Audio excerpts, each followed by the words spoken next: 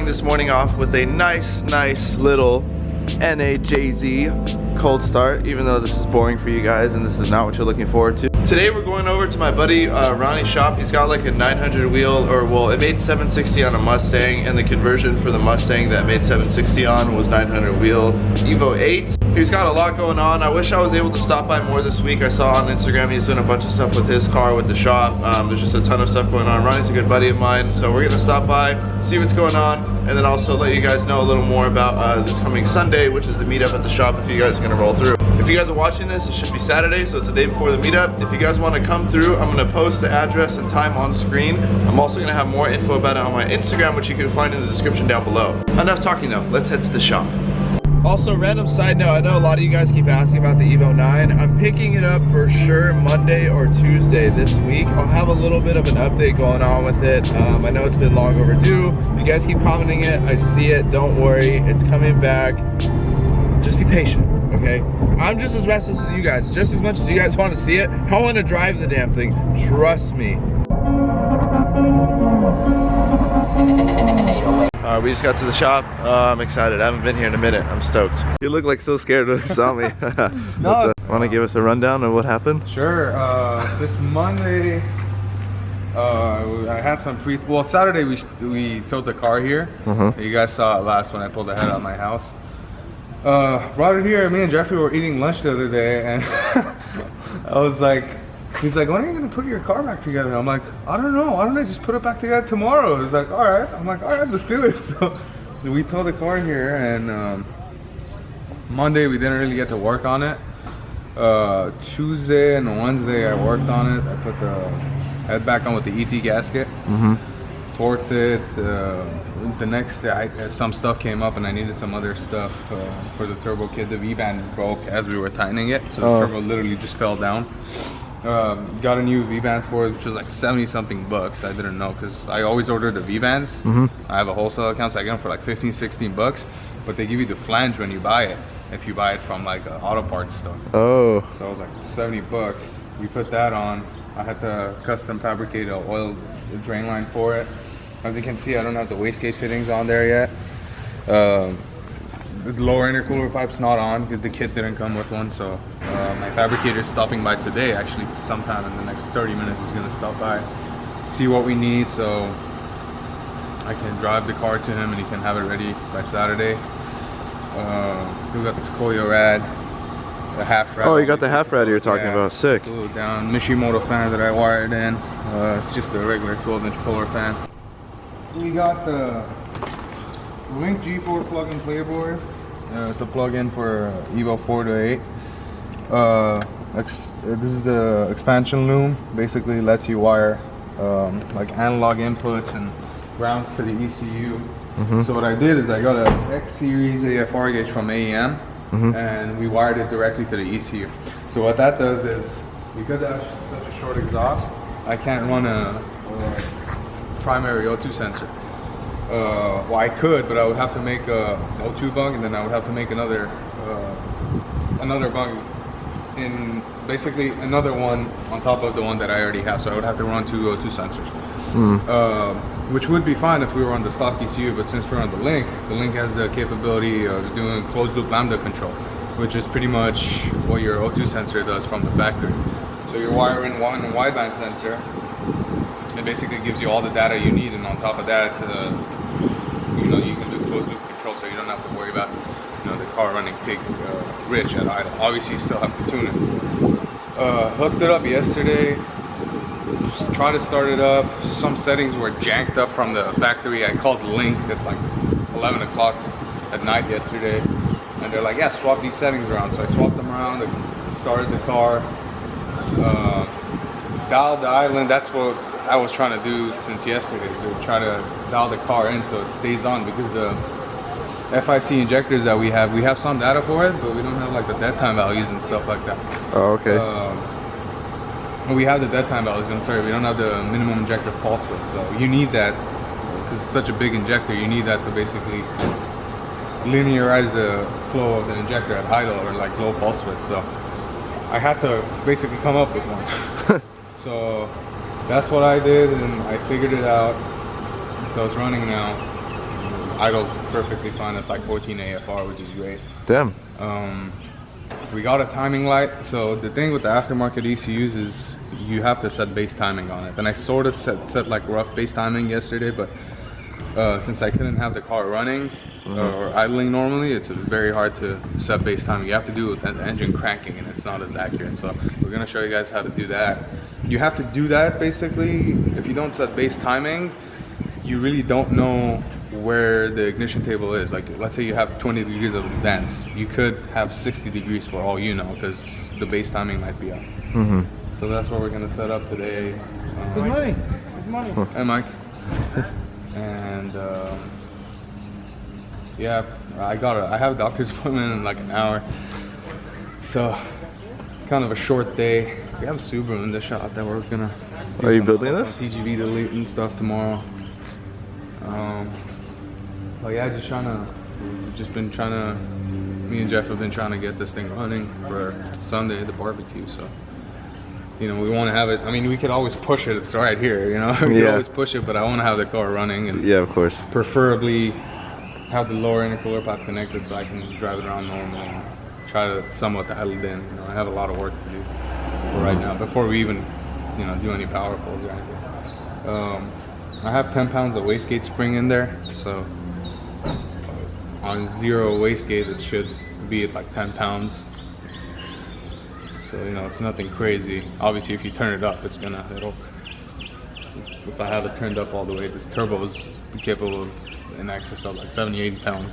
Jesus. Obviously, I have to have more spring in there, but what I'm trying to say is, like, we're playing it safe right now. We have to dial it in first, because it's not the stock ECU. So, you know, I'm learning it, I'm tuning it, so I gotta be careful. You know, it's not exactly a stock turbo car. You can hurt things very quickly with it. Right. So that's what me and Jeff have been trying to work on our spare time this week. Jeff was kind enough to let me borrow his fenders. These are his fenders? Yeah. Oh yeah, they're carbon. That's it. The other ones are black. Yeah, I forgot borrowed about this fender, his JDM rear that's getting painted, so we'll have that on by Sunday. My hood and trunk, you guys are noticing, is missing, is because he took it to his buddy. He's gonna basically re-clear the carbon fiber for us. Okay, nice. So it looks nice again. So, you know, it can be a little bit of show and a lot of go. Because before it was all go, no show, if you think about it.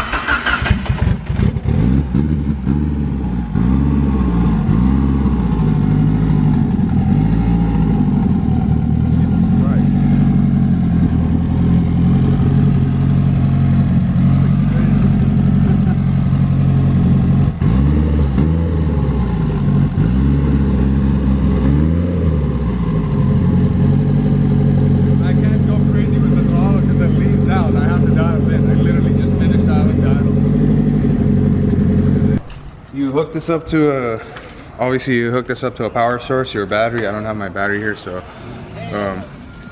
we're gonna hook it up to our handy little jumper box. So basically this is a timing light. So what you'll do is you'll basically set a timing advance, and then you'll lock it also in the ECU. And what this does is you also forgot to mention, this is an inductive coil. You put this inductive coil on the #1 spark plug wire, and basically every time it's at 0 degrees it'll flash, and you have this basically pointed at the crank, and the crank sprocket has basically a mark for TDC and has one for like 10 degrees before TDC. So I always set it at 0, and what you do is you just aim it at that, and then you basically adjust the values in the ECU until it matches up with 0. So if you don't do that, what will happen is your base timing will be off. And like I said, like at idle and stuff, it might not be a big deal because the engine's not under load, but you know, under boost, like I said, even if you have 10 degrees in the table, right? That's not a lot of timing for E85, but you might be 30 degrees off. So you might have 40 degrees in the value, but you're only seeing 10. It's a quick way to blow your motor up, but this is, you know, an easy way to, I mean, you have to do it. I did it without the car running, so I got in the ballpark, but I'm gonna do it again just to make sure. Another thing to keep in mind is the Evo has a waste spark ignition system, which means whenever #1 fires at TDC, so does #4 on the exhaust stroke, which on the exhaust stroke you don't need spark, so it gets wasted, hence the term waste spark.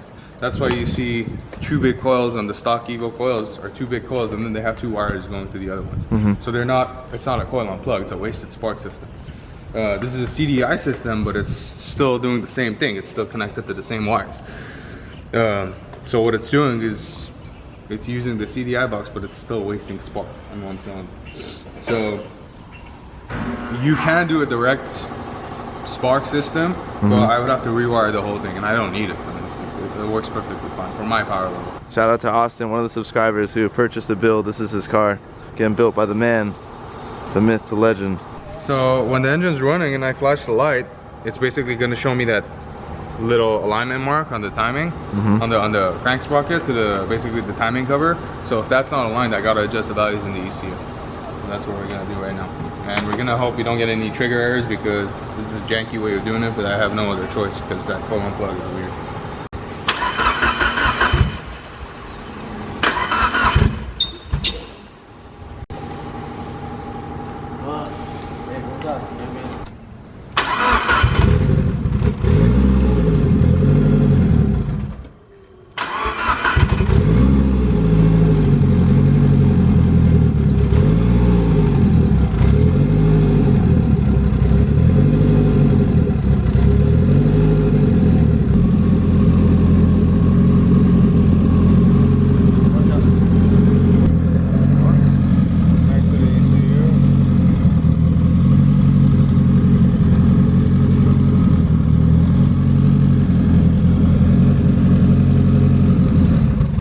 You can hold it at 2 grand.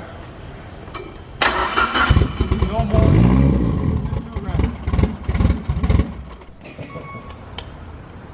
Playing with fire. I'm tightening it with the inductive clamp. Just turn it on. Should be fine now.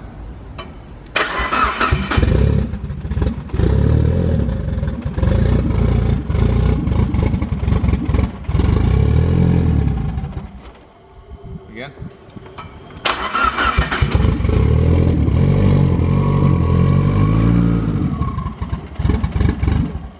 Hold it at 2 grand.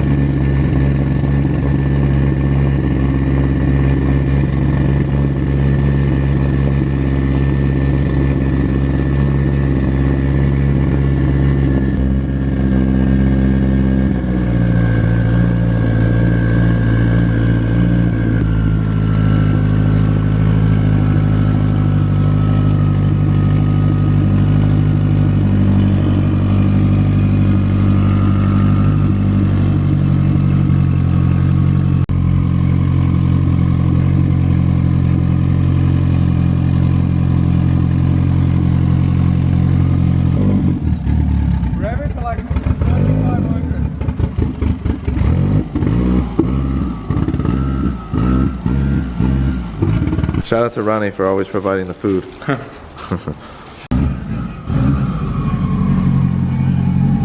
They got this WRX in for some TGV deletes, upgraded top mount, also some other stuff that I don't remember. If you guys want quotes on any parts or labor, I'm gonna post JRP's email. Shoot him an email. It's probably gonna be Jeff that'll get in touch with you guys. They also do they do all sorts of work. Right, Jeff? People can shoot you an email? Yeah. There you go. JRPperformance@yahoo.com. Shout out to Jeff for the Starbucks. Look, it's like every child's dream. We got the Starbucks. We got the 1000 horsepower Evo. So King Bearing sent over a care package to JRP. Look at all these bottle openers and pens and stickers. This is sick. Fun fact, when Ronnie first got this turbo, if you guys don't know, it's a Super 99. He was like, look at my little FP green. That was definitely not an FP green, Ronnie. So my boy Jeff has some info for you guys who are gonna come to the JRP grand opening. Jeff, what do you have to tell the children? That when you guys come to park, park either at Walgreens, which is right next to us, or park at Food for Less next door, because we have neighbors that are going to be working on Sunday and we can't block off the property. Yeah, it's limiting space. Yeah, it's limited space. So, but there was going to be food here for you guys if you guys want to come get food. and drinks, and we're gonna have merchandise too if you guys want to buy some shirts or some stickers or banners and just support JRP. Nice, nice. We'll let you guys touch Ronnie's turbo too. Yeah, hopefully it's here. I don't know how long Augie's gonna take with it. Oh yeah, you're right. It should be done. That's a wrap. It's a wrap, Jeff. Until next time, you'll see the kids. It's a wrap.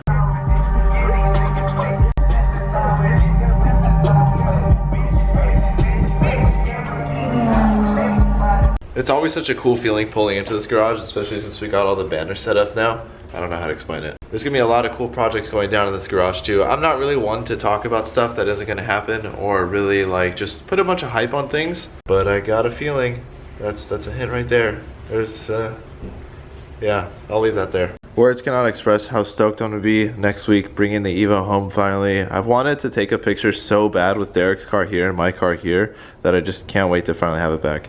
And then seeing it every single day is gonna be like a huge motivation just to, you know, purchase parts, get it ready, and hopefully, I mean, I don't know how realistic of a deadline it is anymore, but hopefully just get the car ready for the summer. I want to. I don't know. It's a lot of money. There's a lot of parts involved, but I'm gonna do my best to. So before I end the video, I don't think I've mentioned it quite yet, but my good buddy Rappin' Rondy hooked me up with a bunch of his 90s Forever stickers. This is one of the designs.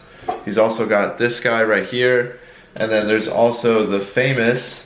This is like a really big favorite. The Heart 90s, or 90s Heart, whatever you guys want to call it.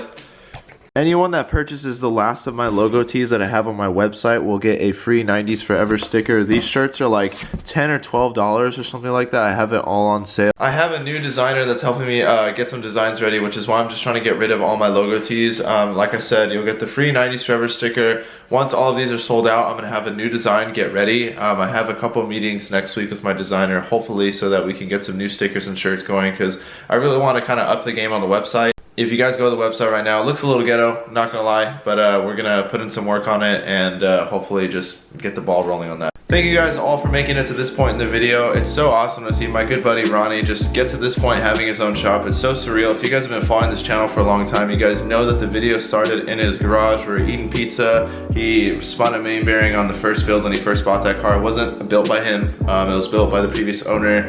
And just, I don't know, if you guys have followed the build progress from before he started working at 5150 all the way up until this point, it's just been a huge journey. Be on the lookout for a lot more future videos. JRP has a ridiculous shop car that I'm gonna be making a playlist and documenting as much of the progress as I possibly can.